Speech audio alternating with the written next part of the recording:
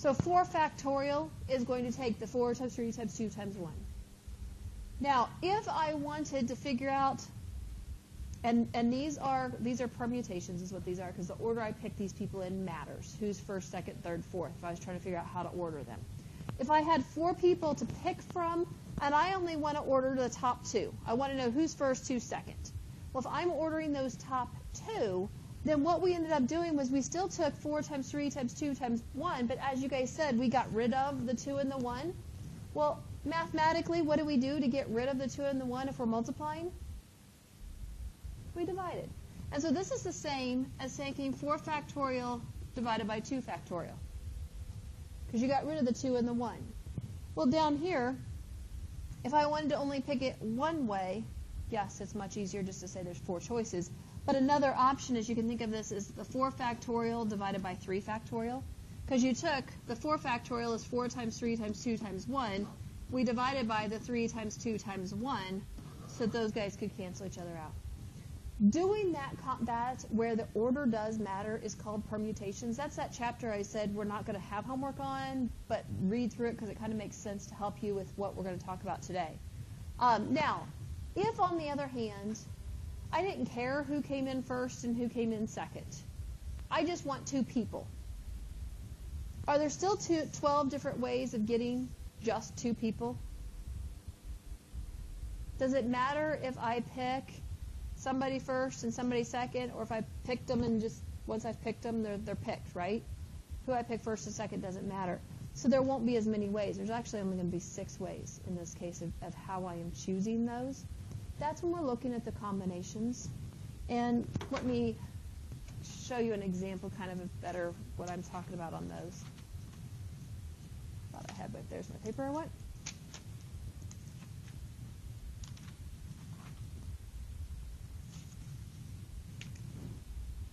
If we're looking at taking the letters lowercase a, lowercase b, capital B, and putting them in order first.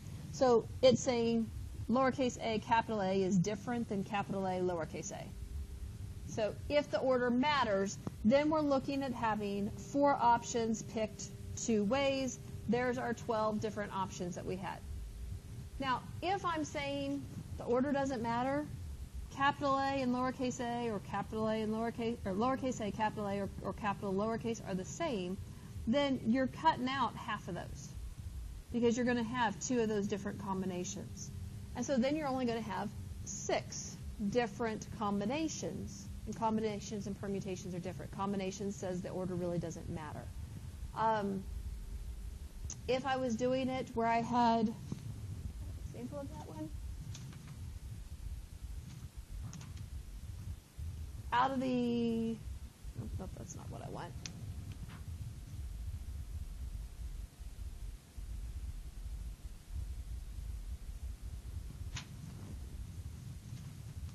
Nope, I don't have it where I get to pick 3 of them. If we were trying to look at calculating out how many different ways we could order 4 different things 3 different ways, instead of having 24 options, if it's just a combination, what you're going to end up doing, let me use a different color. If we're doing the combinations, then we're going to divide the 12 is going to be divided by 2 to say there's 6 ways. Here the 24 will be divided by 6 to say there's only 4 ways of picking combinations of 2 people when we were doing these. And I'm not getting a great example of what I wanted to say on that one. Let me, I think I had an example over here of what actually having you guys do it. Well, let's look at this one. In how many ways can a combination of, or committee of 4 students be formed from a pool? Oh, you're not seeing what I'm looking at. In how many ways can a committee of 4 students be formed from a pool of 7 students? Where once you've picked one of those students, they're no longer in the running. And whether I picked them first, second, or third, or fourth doesn't really make any difference. When we're trying to figure those out, what you're going to end up doing on a situation like that, I need a new page because I'm running out of space.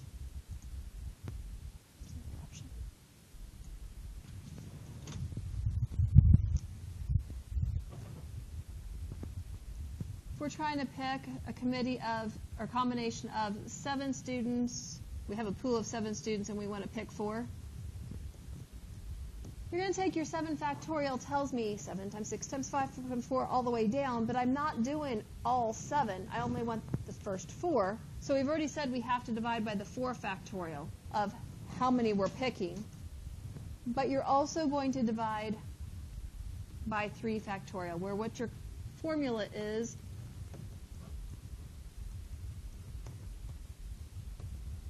you're dividing by whatever's left over. In this case, we're having that 3 times 2 times 1 of saying, though you're going to have 6 different ways of saying the same group of people. So picking those, you're going to end up having a lot of repeats, where that capital A, lowercase a, or lowercase a, capital A, it's repeating itself as you're doing that. And so we're not wanting to take those repeats. And so an easy way of looking at this, if I had to do it by hand,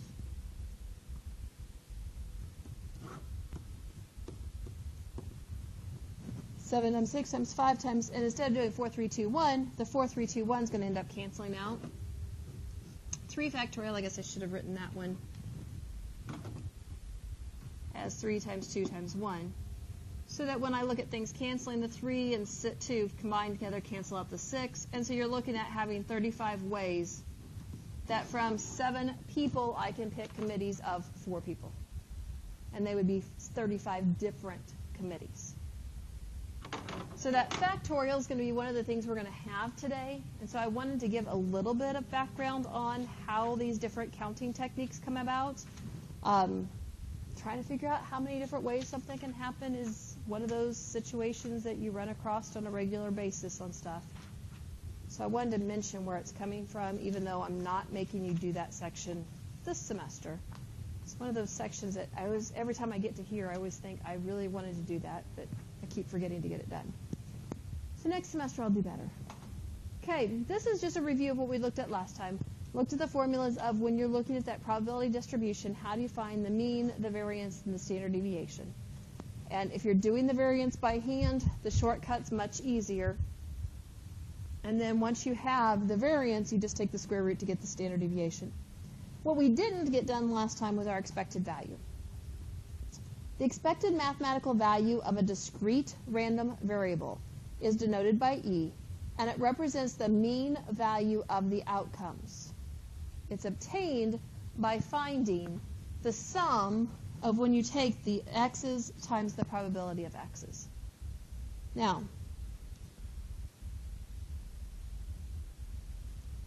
we're really looking at finding the same thing as, oh, why does that look different than what it should be? So when you're trying to find the expected outcome, well, your expected outcome, when you're looking at something where you know those probabilities, you're expecting it to be the mean. That would make sense. So you're expecting, if you're looking at having a situation happening, you would expect that middle value to be the final solution that you would have. Because your mean is the part that would be in that middle value. All right, let's look at an example of one of those so we can really look at what we're talking about. Because the expected value does look a little different when you really start looking at what is happening. Looking at number 26 on page 217. This is the expected value in New Jersey's Pick 4 game. In New Jersey's Pick 4 lottery game, you pay 50 cents to select a sequence of 4 digits, such as 1, 3, 3, 2. If you select the same sequence of 4 digits that are drawn, you win and collect $2,788. First of all, how many different selections are even possible? How many ways can I pick 4 digits?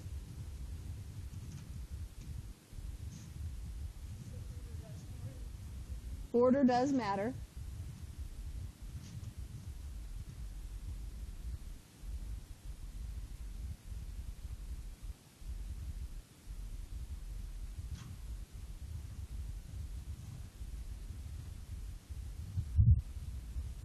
How many different ways can I, how many options do I have for the first digit? 0, 1, 2, 3, 4, 5, 6, 7, 8, 9. How many different ways do I have for the second digit? Because I can repeat the same number. For the third digit, for the fourth digit, So you're really looking at having your all of these having that same probability as you're doing this one. So or 10 different options as you're doing this one. So 10 times 10 times 10 times 10 give us 10,000 ways. Now, if you really think about it, and before when we were doing that with that permutations, once you picked a number, it was kept and you didn't get to have it repeated. The fact that I can have these repeated is why it's a little different than doing your combinations or permutations. If you think about it, common sense, if you're talking about picking 4 digits, obviously you have the numbers from 1 to 9,999, but you also have 0000 as the option. So that's why you do have 10,000 options on how you can do this. Now, if we have 10,000 options, 10,000 different ways that we could pick our 4 digits, the next question is, what's the probability of winning? How many right answers are there? How many winning combinations? 1 out of our 10,000. So my probability of winning is 1 out of 10,000 chances.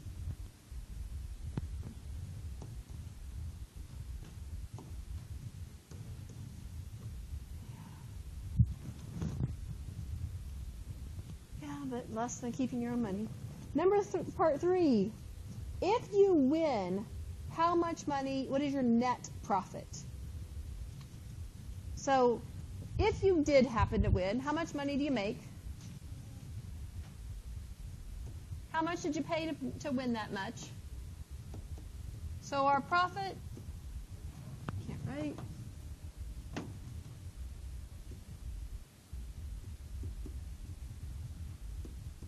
So our net profit is that $2,787.50. Now, part D is to find my expected value. What do we expect to make out of this? So, first of all, my chances of winning, and when we're trying to find that expected value, you're taking, in this case, how much you win times the probability you win that much for each of the different possibilities. Well, my probability of winning is 1 out of 10,000. And if I do, I make this $2,787.50. What's the probability that I lose? 9,999 out of my 10,000 different ways. How much money do I lose? What's my X value? How much, what do you make after that? Okay, you'll lose 50 cents, and so that's a negative 50 cents. And so we have to add those together to figure out what's our expected value. Let's go ahead and calculate that out.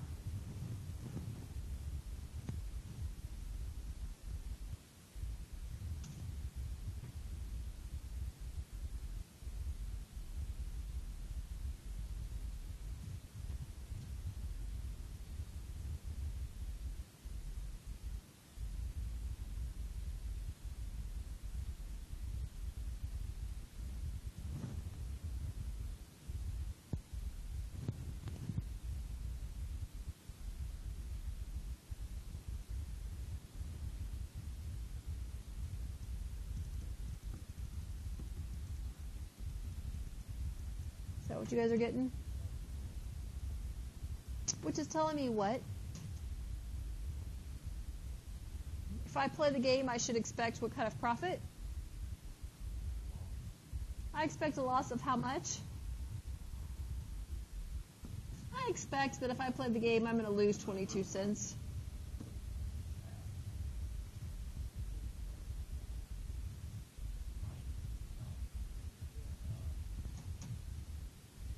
Of course, if you're going to play it that many times, your expected profit up here is a little less too, because you've spent a lot of money. Yeah. So as you're looking at doing this, you're expecting to lose 22 cents. See, this is New Jersey, wasn't it? So New Jersey has the plan of they're going to make 22 cents is their expected profit off each of you guys that are playing. They do have it figured out. That's the reason why they are willing to do this, because they're not going to have the lottery available if they are going to expect to lose money on it. Okay, if we compare part E, if you bet 50 cents in an Illinois Pick 4 game, the expected value is negative 25 cents. Which bet is better? A 50-cent bet in the Illinois Pick 4 or a 50-cent bet in New Jersey's Pick 4 game? Why? I love how you throw only. Because you only lose 22 cents. Which is better. Which is better than losing 25 cents.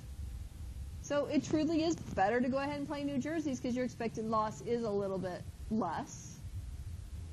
But you're better off holding on to your 50 cents. And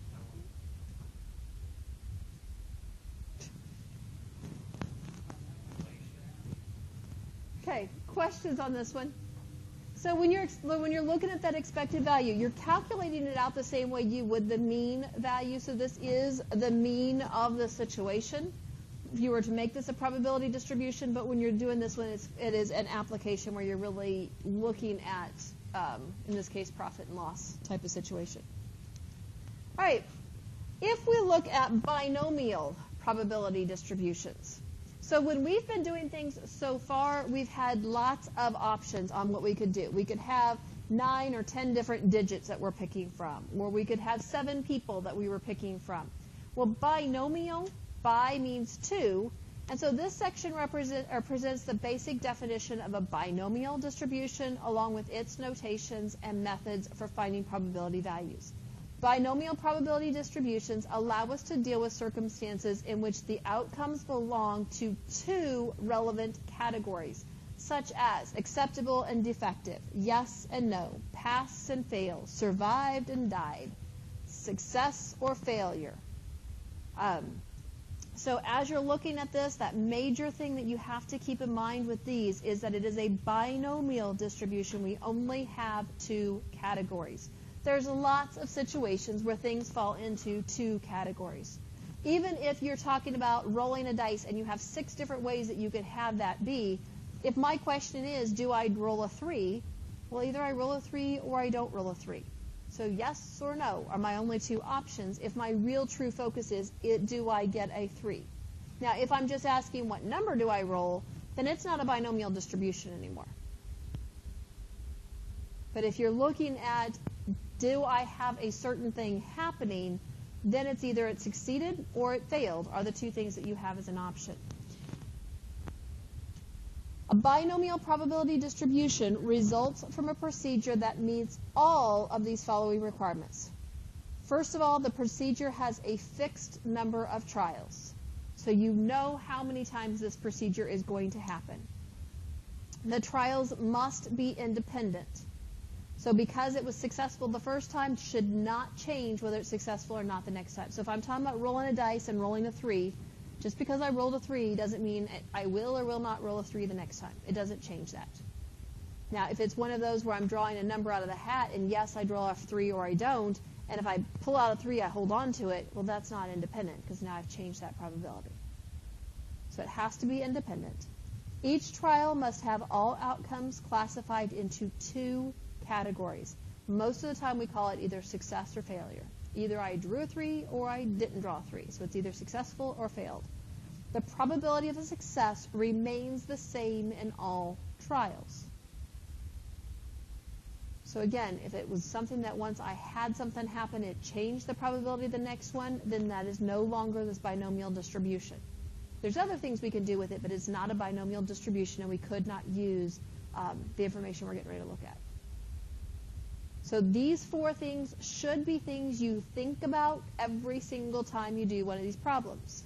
Because if any one of these 4 are not met, you cannot do anything else the rest of this chapter. Questions on what any of those 4 mean?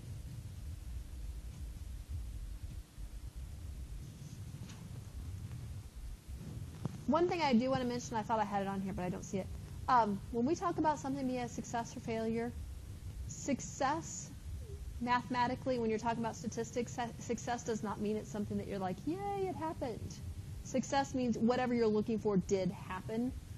If I'm trying to deal with some sort of probability distribution, or the probability that when you're jumping out of an airplane that your parachute does not deploy and you crash to the ground, then every time that somebody's parachute does not open and they crash to the ground would be considered a success because it's what I'm looking for.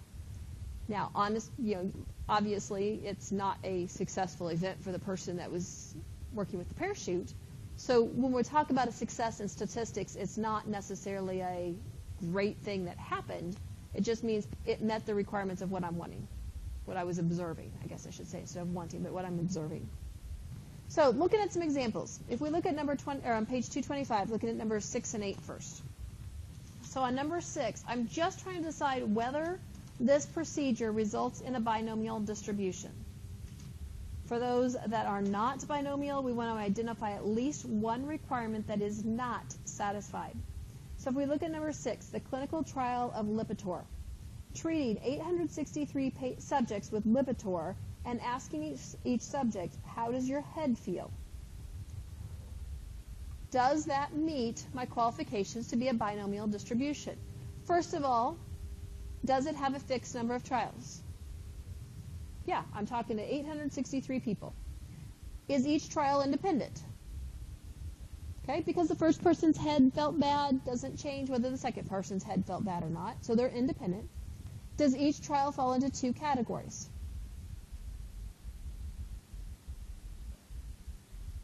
Are those the options? Okay, if I ask you, how does your head feel? Are you going to tell me good or bad? It feels better than yesterday. It kind of hurts, but it's not too bad.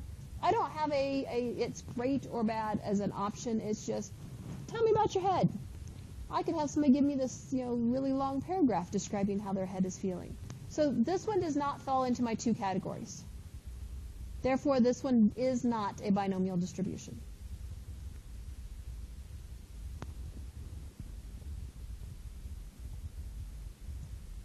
Okay, if we look at number 8, the gender selection.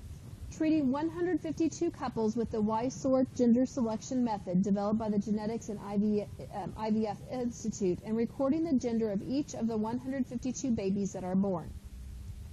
Is there a fixed number of trials? Okay, we've got 152 people in our group. Is each trial independent? Okay, because the first one had a boy does not change whether the second person has a boy or a girl. Is each trial classified into 2 categories? Okay, I'm asking, see how it's even worded? Recording the gender, so they're either male or female, so it does just have the 2 categories. And the probability of success remains the same in all trials. Okay, if we're assuming that the Y-sort method does not work, then each one of them has a 50-50 chance. So the probability is 1/2 that you're going to have a boy. Questions on that? So this one, number 8, would be an example of a binomial distribution. Here's where I had it. The word success is arbitrary. It does not necessarily reflect something that is good. If you're trying to find the probability of deaths from hang gliding, the success probability is that of dying from hang gliding. Therefore, again, that word success does not necessarily mean it's a good thing. It's just what you're looking for happened. So we use the abbreviations of S and F to represent success and failure. So those denote the 2 possible categories of all outcomes. P, this lowercase p, and Q, and lowercase q. Lowercase p is the probability that success. Lowercase q is the probability of failure. And so those 2 things you're going to see quite a bit. So when we say the probability of success, that's your p, lowercase p. Probability of failure is 1 minus p. It's going to equal q, which is your q, because everything is either successful or failure. So together they have to add to be 1. So the fact that it is a binomial or a probability distribution still has to be met. That each probability is between 0 and 1, and the sum of all probabilities adds to 1. But because there's only 2 options, those 2 numbers together have to be the ones that add to be 1. Looking at more of the notation, N denotes the fixed number of trials. X denotes a specific number of successes in those N trials. So X can be any whole number between 0 and N inclusive. P denotes the probability of success in one of the N trials. Q denotes the probability of failure in one of the N trials. P of x denotes the probability of getting exactly x successes among the n trials. Exactly is huge on this. If I'm looking at having those 152 babies, what's the probability that exactly 76 of them are boys? 75 doesn't mean it, 77 doesn't mean it. I want exactly 76 out of those 152 are boys. So that's the type of thing that we're looking for. So that is a huge piece to pay attention to when you're talking about these binomial distributions, that you're looking for the probability that exactly that many, that x value representing how many successes out of those n trials, the probability that exactly that many occur. So the key word for binomial distribution is exactly. For example, if you're finding the probability of having exactly 2 daughters out of 3 children, then 3 daughters out of the 3 children doesn't cut it, because that's not exactly 2. That's more than 2. And so looking for the probability that you're getting exactly that many. Questions?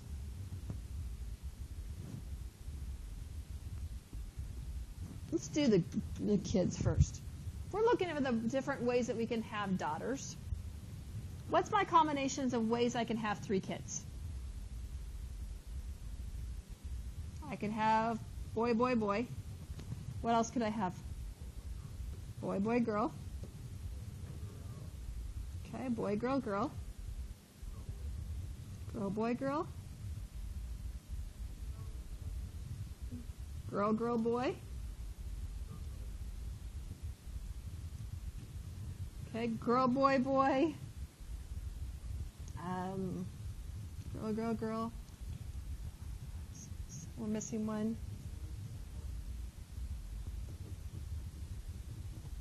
So should be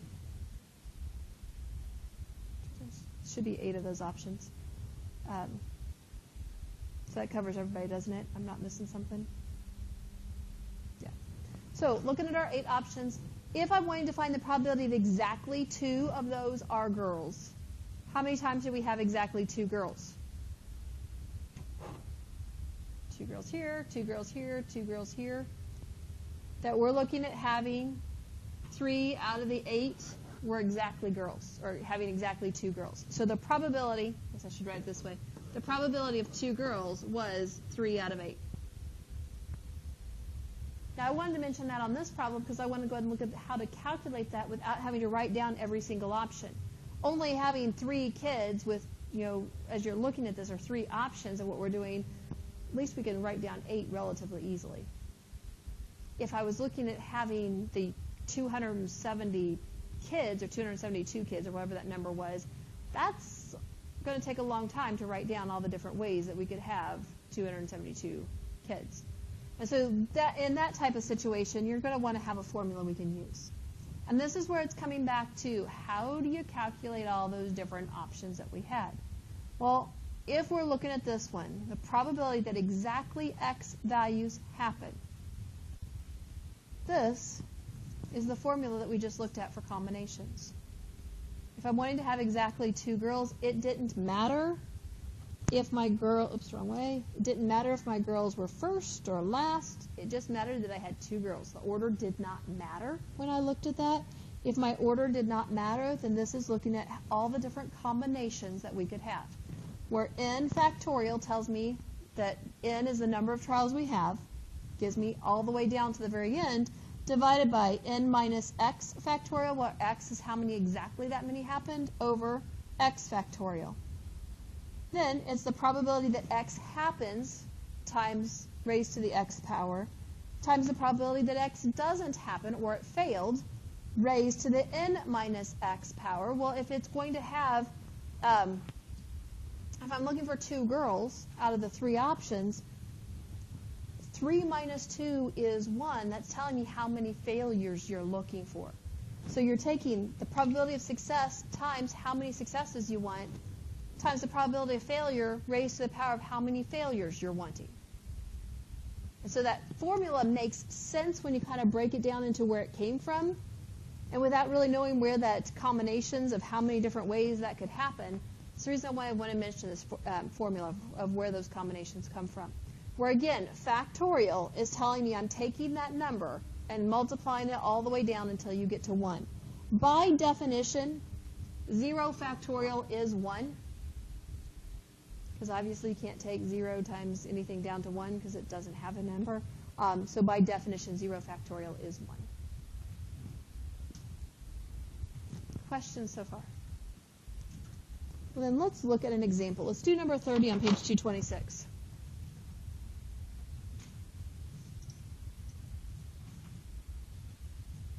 Brand recognition. The brand name of McDonald's has a 95% recognition rate based on data from Retail Marketing Group. If a McDonald's executive wants to verify that rate by beginning with a small sample of 15 randomly selected consumers, find the probability that exactly 13 of the 15 consumers recognize the McDonald's brand name. Also find the probability that the number who recognize the brand name is not 13. So if I want to have the probability that exactly 13 out of the 15 recognize the McDonald's name, then I am looking for the probability that X occurs, so the probability that 13 occurs. So in this case, what is N? What is P? What was the probability of success? Wasn't it 95? Okay. What was Q? Okay, probability of failure is only 5% chance that we expect people to not recognize McDonald's. I'm putting the numbers into where we have the probability that exactly 13 of them, you're going to take the 15 factorial over 15 minus 13 factorial times my 13 factorial. Your P was your 95 raised to the X, which was 13th power. The Q was the 0.05 raised to the N minus X, or the second power. 15 minus 13 is 2.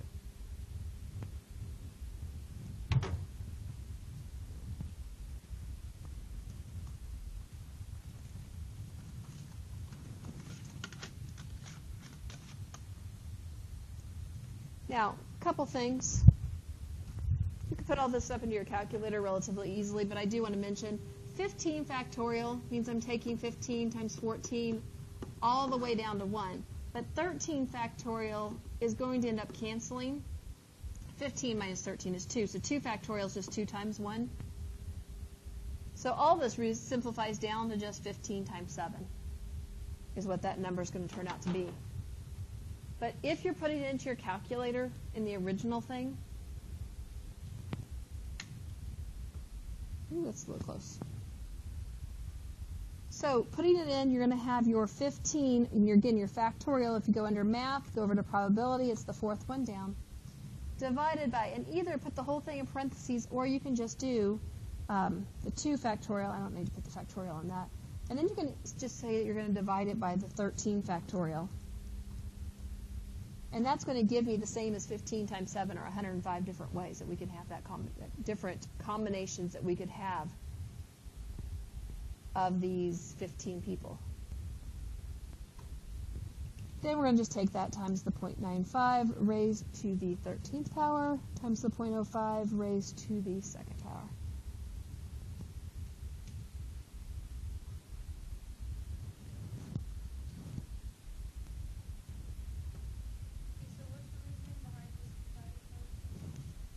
Because 2 factorial is 2 times 1, which is just 2. I was not wanting to go find the factorial button again.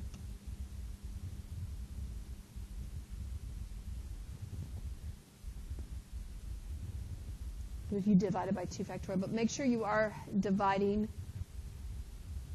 This 15 factorial has to be divided by both the 2 factorial and the 13 factorial. So either write it this way, or you could do 15 factorial divided by, and in parentheses, do 2 factorial times 13 factorial. But since the 13 is both the 2 and the 13 are in the denominator, we have to make sure we're dividing by both of those. So now the probability of getting exactly 13 out of those 15 people to say they recognize McDonald's is only 0.135. So 13.5% chance that you're going to get exactly 13 people are recognizing McDonald's. Which means what's the probability that exactly 13 don't recognize McDonald's? And does everybody know where that answer thing is? To get the A and S is right above your negative. So if you do second and negative, it'll take 1 minus that previous number, so you don't have to retype things.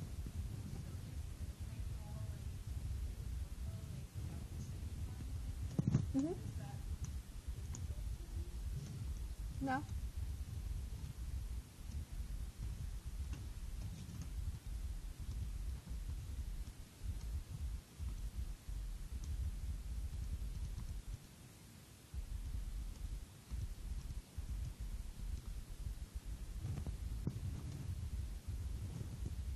So just making sure you throw in order of operations, being careful with everything on that. So now, this is telling me I have a almost 87% chance that you're not going to get exactly 13 people to recognize McDonald's. Why? I would expect to have a lot of people recognize McDonald's. Why am I not getting exactly 13 very often? Would you expect it to be more or less? If we're looking at a 95% rate, we're expecting more like all 14 or all 15 or at least 14 of those 15 to recognize McDonald's. And so this is not saying 13 or more people recognize it. If you get 14 or 15, then it's not counted here because it wasn't exactly 13, which is what this is looking for. Questions there? Oh, we'll look at the calculator later. And we'll look at the more than later. So let me convert or change your homework slightly. Which ones do I want to stop at? So I want you to do some of these by hand.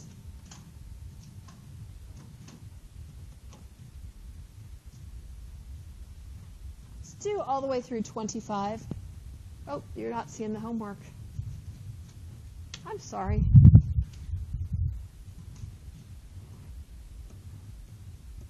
Go through 25 doing those by hand, and then we'll look at how the calculator can do things faster, and we'll look at what it means to do more than later.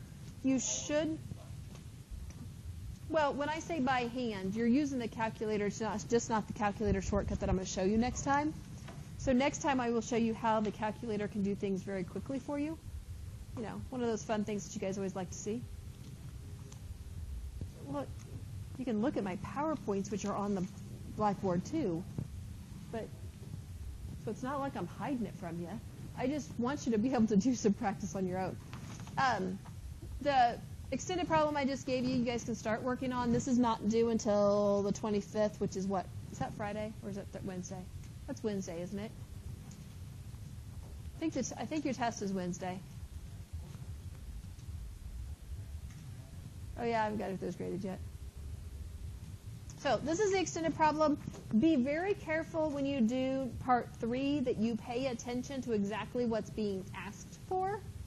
So if it says exactly 13 out of the 15 people recognize them, then that's different than if it says more than 15 or less, or more than 13 or less than 13. So pay attention to what it's asking for on those. But you should be able to do all of these at this point in time now. So you can go ahead and get started on them. But I do have the review for the test on the top of that also. Have a good weekend. Sorry I ran you a couple minutes over. I try not to.